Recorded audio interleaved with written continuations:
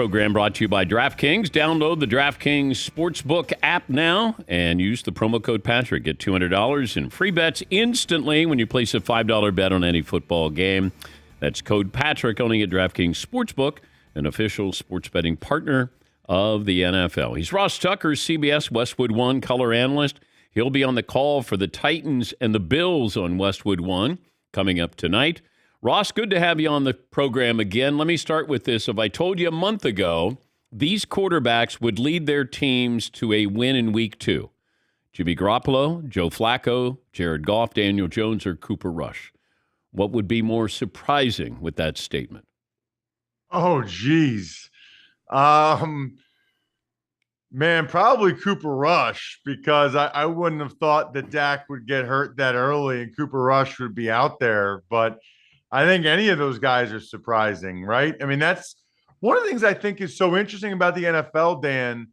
And on some level, I guess it makes it better, but it also makes it worse. You know, the injury risk, the fact that teams' fates can change in an instant, like what might have happened with the 49ers yesterday, the fact that every game is a unique entity because you don't know who's playing. It changes the game plan. Even that Saints-Bucks game, to already play that game in week 2 with no Julio Jones, no Chris Godwin, no Alvin Kamara, I don't know that I would go so far as say it's one of the things that makes football better or makes the NFL better, but it certainly makes it more interesting than the other sports, that stuff like that happens a lot. I would agree with you with Cooper Rush because that would have meant that Dak Prescott got injured. I wouldn't have been surprised with Garoppolo, just the fact that I'm not quite sure how long the leash was with Trey Lance. I know that they're all in, and all Jimmy does is win. Flacco, with Zach Wilson being injured.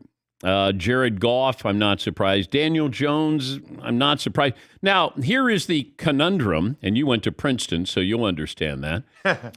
Daniel Jones and Saquon Barkley. Let's say, I would say worst case scenario, but best case scenario, Giants go 9-8. Now, what do you do with Saquon Barkley's contract? What do you do with Daniel Jones' contract? Well, obviously, and I know you know this, Dan, it depends on how well those guys Let's say they play well. Let's say they play well. If you're getting to 9 wins, I'm assuming Saquon Barkley and Daniel Jones will play well. Yeah, I would think that the Giants would probably then go into year 5 of Daniel Jones, because I don't know how they'd be able to get somebody better, right? They'd have to do some type of new contract. I would be surprised if Daniel Jones played well enough that there'd be a big market for his services. So then really for both those guys, it probably comes down to just how much money other teams are willing to offer them versus what the Giants are willing to pay them. I mean, that would really be something, because we get to this position, forget running backs, forget Saquon for a second, but with quarterbacks where it's like, it just feels like there's no middle ground. It feels like nobody makes between like $10 and $40 million. You're either over 40 and you're a starter that the team thinks is the guy, or you're less than 10 and you're a backup, which, by the way, side note, hilarious that the Niners basically got Jimmy to take an $18 million pay cut because he wasn't the starter anymore. And now he is again. So now the Niners just got Jimmy for $18 million less. I would think if that, under that scenario, Dan, I would think that the Giants would try to bring both of them back, but I don't think they would break the bank for either. The Jimmy Garoppolo, I guess it's a good problem to have. You know, I said this a couple of weeks ago that I was told the veterans in that locker room know Jimmy G helps them now.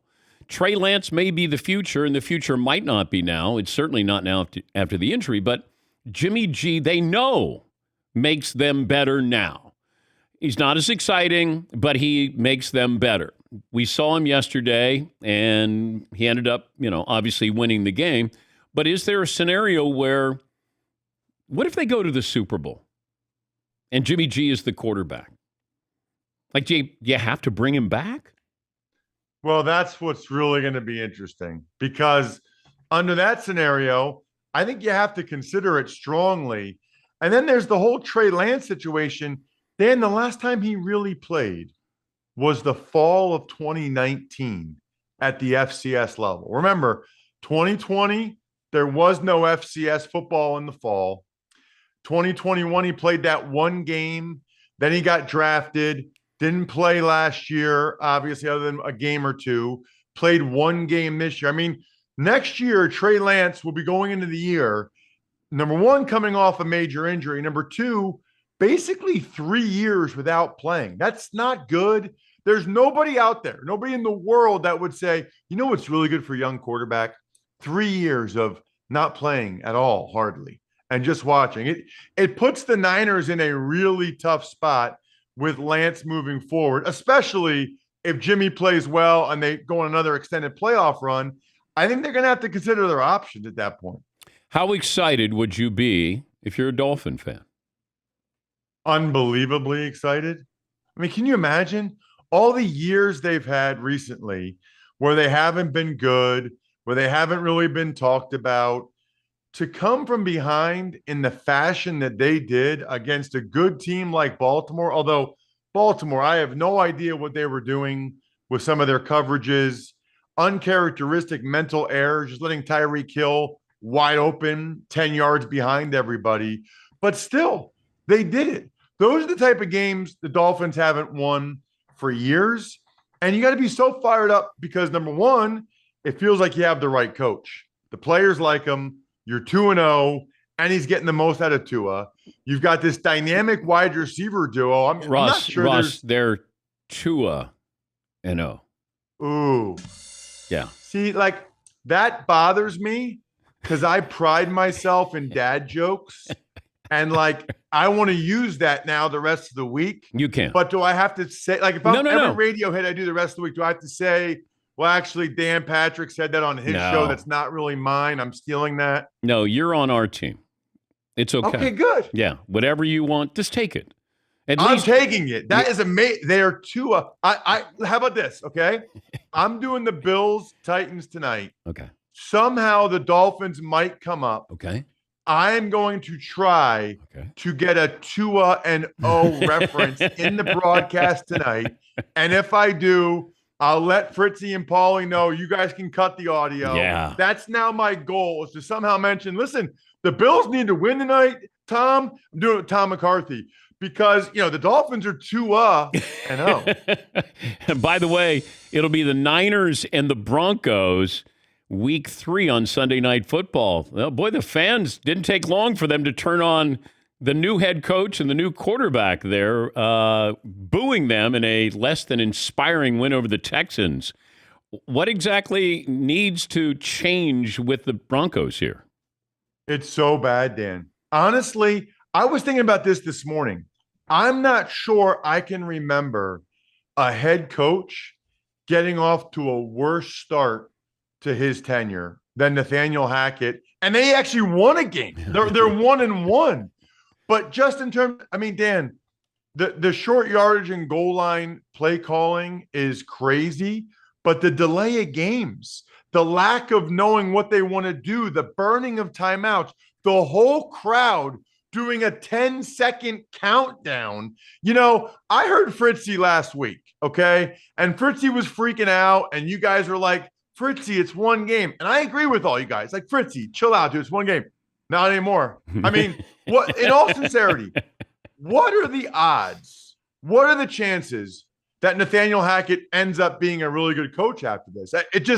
It seems really small. It's certainly possible, but it seems small that you can be this unorganized, this inept, and then end up being like a top 5, top 10 head coach. I mean, he might end up being okay. They might win 10 games this year. I don't know, but it couldn't have possibly gotten off to a worse start. If I was a Denver fan like Fritzy, I would be horrified right now.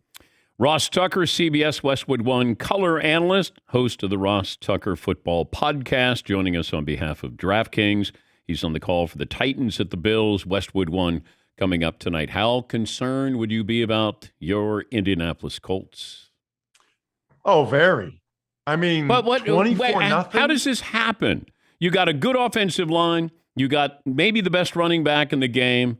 And you got Matt Ryan there. You got a pretty good or opportunistic defense. and you get roughed up by the Jags. I'll tell you how it happens. Because the way the NFL works is, for whatever reason, whatever weakness you have, it seems like it almost always gets exacerbated.